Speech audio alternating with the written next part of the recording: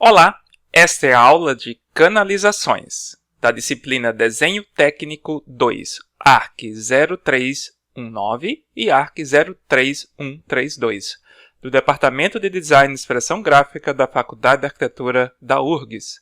Eu sou Maurício Moreira e Silva Bernardes e vou conduzir essa aula para vocês. Quando vamos fazer uma representação de canalizações, devemos ter em mente que existe uma grande quantidade de componentes que vão constituir um sistema de canalizações, por assim dizer. Nós vamos ter tubulações, nós vamos ter conexões, nós vamos ter elementos do tipo um registro. E se você se deparar com esse desenho da figura A, para uma pequena parte de um sistema de canalizações, nós podemos verificar que para uma instalação predial, se formos representar uma canalização da forma real, como está aqui na figura A, nós vamos aumentar em muito a complexidade do desenho e vamos perder em eficiência. Além do mais, um excesso de linhas, nesse caso, poderá causar confusão no leitor, né, ou interpretações errôneas durante a análise do projeto. É por isso que fazemos com que o desenho seja mais eficiente através de uma representação convencional. Perceba aqui que a figura B é uma representação convencional dessa figura A. Eu vou explicar esses detalhes na aula de hoje.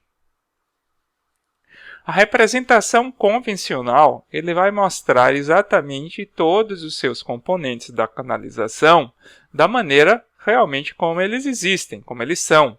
Então, a gente tem aqui um joelho de 90, um registro globo, um registro gaveta, uma válvula de retenção. Uma válvula de retenção, para quem não sabe, vai ser um componente da canalização que vai permitir a passagem do fluido em uma direção e impedir o seu retorno na direção contrária. Uma luva, que vai permitir a conexão entre duas tubulações. Uma cruzeta, que vai permitir a gente distribuir a tubulação em outras 3 linhas. A gente vai ter um bujão que ele vai permitir, vamos dizer assim, fecharmos uma conexão, mas ele é um fechamento interno, por roscamento interno. É diferente do tampão. O tampão ele vai por fora da tubulação. Teremos o T, teremos um registro globo. A diferença do registro globo para o gaveta é mais a precisão em si. Se a gente abre um registro globo por dentro, a gente vai ter uma semisfera. No momento que a gente gira o volante do registro, essa semisfera ela vai rotacionando, e aí nesse caso ela vai impedir ou permitir a passagem do fluido. E do gaveta eles são simplesmente 2 palhetas que parecem realmente gavetas. Então, se você gira o volante, essas palhetas vão abrindo ou fechando conforme o caso para permitir a passagem do fluido ou impedir essa passagem. Temos aí um joelho de 45, um Y, uma união e temos também uma luva de redução, quando é necessário a gente reduzir o diâmetro da tubulação de uma determinada medida para outra. Essa mesma representação convencional, olha como é que funciona, olha como é que ela é representada. Tá? Eu vou querer que vocês observem, começamos a fazer uma análise sempre a partir daqui desse joelho, e aí eu vou seguindo pelas canalizações para mostrar para você o que a gente mostra. Então, primeira coisa, observe o joelho e vejam como é que ele vai ficar. Pois bem, veja que na representação anterior, veja, eu tenho a entrada do joelho, ele vai subir aqui, vai parar exatamente nesse ponto. Então, aqui é essa representação convencional. Eu tenho que, sempre quando eu enxergar uma tubulação no seu sentido transversal, é como se eu estivesse entrando na tubulação, vai haver a representação de uma circunferência com pequeno ponto interno, simbolizando aí, no caso, o eixo, e aí ele vai sair lá adiante, no caso, o nosso joelho, né, que uma linha simboliza, então, o término do joelho. Perceba que eu vou representar o eixo da canalização, está sendo em traço largo, como você pode ver, até chegar a um registro globo, O registro globo ele é formato de uma gravata borboleta, também com o mesmo pontinho, se você está vendo ali no meio. Não existe norma específica para isso. Existem, primeiro, um bom senso e uma padronização estabelecida pelo próprio mercado, por desenhistas em si.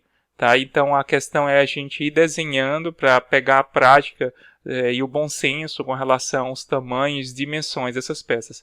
Esses elementos eles não vão ser cotados, os seus posicionamentos. A gente não é convencional você pegar uma canalização e fazer seu projeto através da representação convencional com ela cotada. Não, isso não acontece, tá? E aí o que é que acontece? A gente continua ali, olha o mesmo joelho de 90, olha o mesmo joelho de 90 como ele é representado agora quando ele é observado lateralmente. Então a entrada dele e a saída. E perceba que esses tracinhos aqui que o laser está mostrando, eles ficam perpendiculares ao eixo. Aí o registro de gaveta, a gente tem uma representação muito parecida com o registro globo, só que não tem esse pequeno ponto no centro, e sim esse T para a representação do volante. Em seguida a gente tem a representação da válvula de retenção, que é uma letra N, né? Parece uma letra N com exatamente um pontinho um pouco maior do que aquele do próprio registro globo ou do representação do eixo que entra ali no joelho. E com a flecha indicando qual é o sentido de passagem do fluido. Essa seta ela tem que ficar próxima à bolinha ali que fica sobre o N, tá? Aí a luva para permitir aí a conexão entre duas tubulações de mesmo diâmetro, apenas um tracinho perpendicular ao eixo. A cruzeta, o bujão, o T, mais uma vez o registro globo. Aqui a união, olha o Y como é que fica. O tampão e, finalmente, a luva de redução. Um triângulo com um pequeno tracinho perpendicular ao eixo.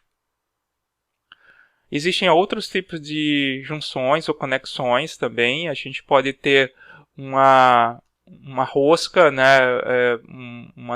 uma canalização, uma junção por rosqueamento. Aí nesse caso a gente pode ter rosca ou cola e a representação simbólica é simplesmente parecida exatamente com a luva, né, que a gente tem apenas um tracinho, né. A solda, quando duas tubulações são soldadas, então a gente tem a representação do eixo com um X, indicando que ali vai haver uma soldagem. Flange, aí nesse caso existe uma necessidade de uma precisão para exatamente uma maior conexão, de maior resistência entre essas tubulações, né? E aí a gente tem apenas dois tracinhos perpendiculares ao eixo, e a gente tem também o sistema ponta e bolsa, que é muito encontrado, por exemplo, em tubulações para esgotamento pluvial. Isso é comum a gente ver pela cidade em algumas obras, quando nos deparamos com aquelas tubulações grandes de concreto, né, que aí a gente tem vamos dizer assim, uma bolsa que vai receber uma ponta. Eles vão se conectando uma com a outra para permitir a passagem do fluido nesse caso.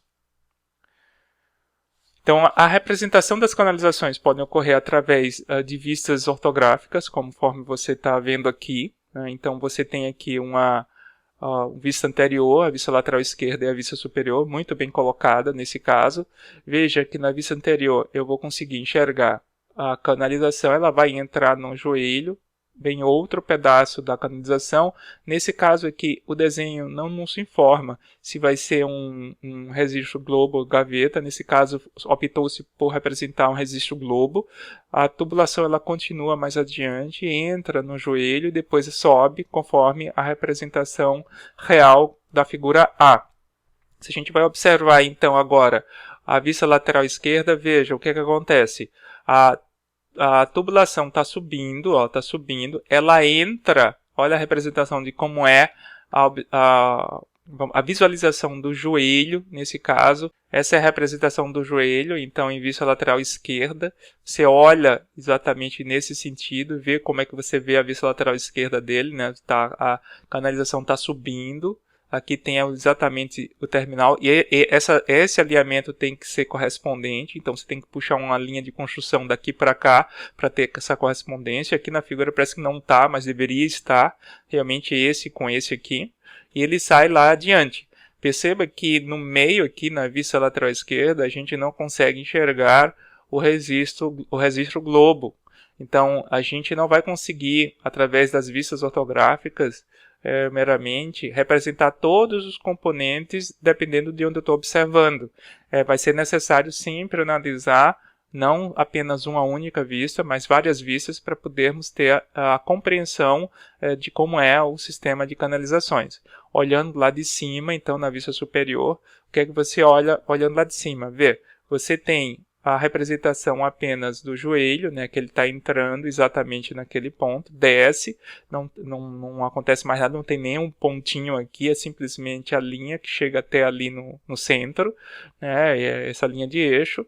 O terminal, ó, é exatamente essa parte final do joelho, continua a tubulação, a gente encontra então o registro globo, e aí a gente continua, né, e ele vai subir. Como ele está subindo, eu consigo ver a tubulação por dentro, então vai ter o pontinho. Né? Então essa é a nossa representação real, né? E a representação em vista ortográfica convencional da canalização, nesse caso da figura A. Mas é bem convencional também, é padrão também no mercado para canalizações a gente utilizar a perspectiva isométrica, porque vai esclarecer melhor como todo o sistema será montado. E aqui você tem um exemplo de uma perspectiva isométrica de uma canalização, mostrando aí a sua representação real. A perspectiva isométrica de uma canalização ela é denominada estereograma.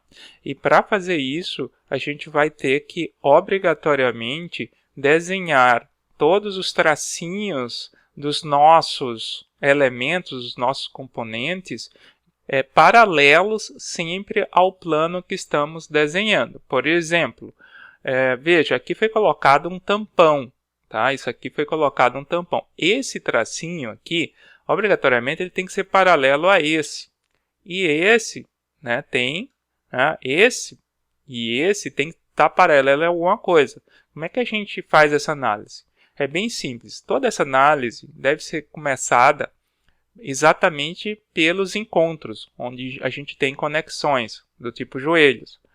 Então, veja só, quando a gente encontra um joelho, a gente vai ter duas canalizações encontrando o joelho naquele ponto.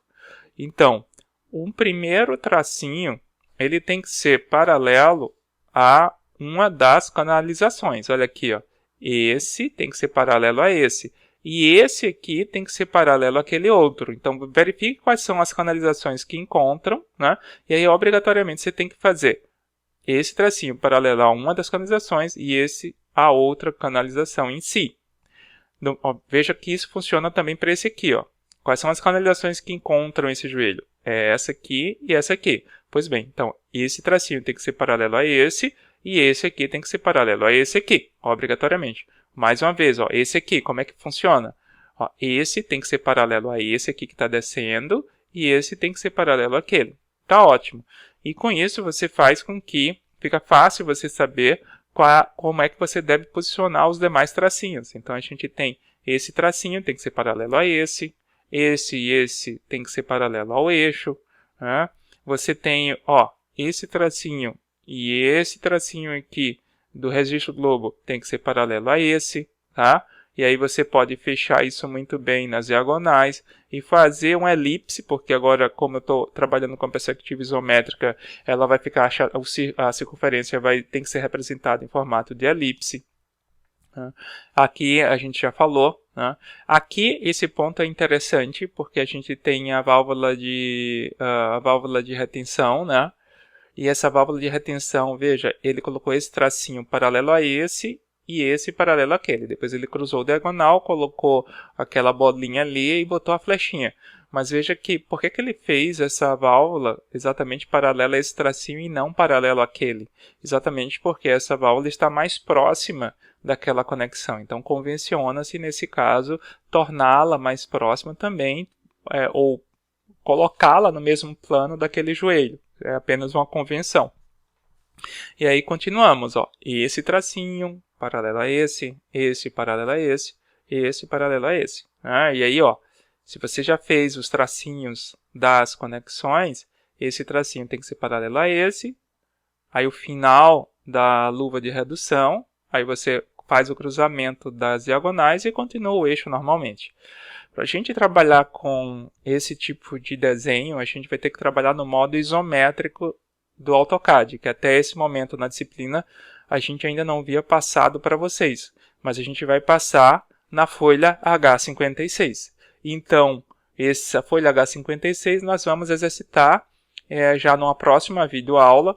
Eu vou pedir para que vocês entrem no Moodle, na área de exercícios propostos, baixem a folha H56, salvem-a com seu nome e vamos começar a trabalhar com ela na próxima videoaula. Qualquer dúvida com relação à parte teórica, por favor, entre em contato conosco através de e-mail ou mesmo durante a aula síncrona. Bom estudo a todos!